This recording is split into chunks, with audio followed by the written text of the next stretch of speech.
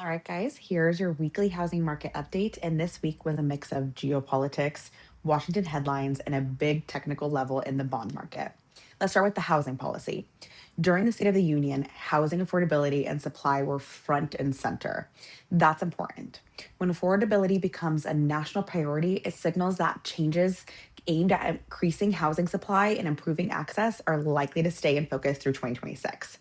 On the global side, tensions involving Iran briefly pushed oil prices higher, which can fuel inflation concerns.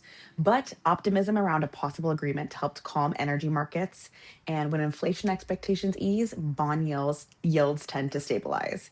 That's one reason interest rates are hovering near some of the best levels we've seen in years.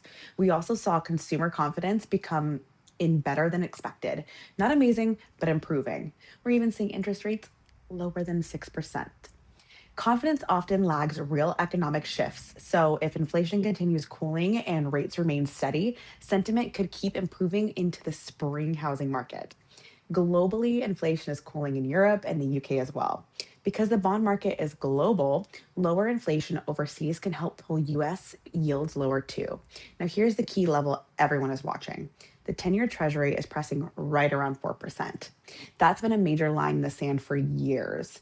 If it breaks and holds below that level, we could see long term rates move to their best level in over 3 years. Looking ahead, the big event is the February jobs reports. Markets want to know if the recent job growth was a one time pop or if we're seeing like a real trend. And with the Fed entering its quiet period soon, the data, not speeches, will drive rate direction.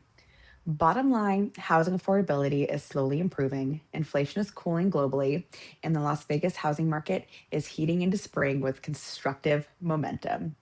I'm Yessie Taylor with the Taylor Group, keeping you in the loop on interest rate trends, real estate trends, and what it means for the Las Vegas housing market.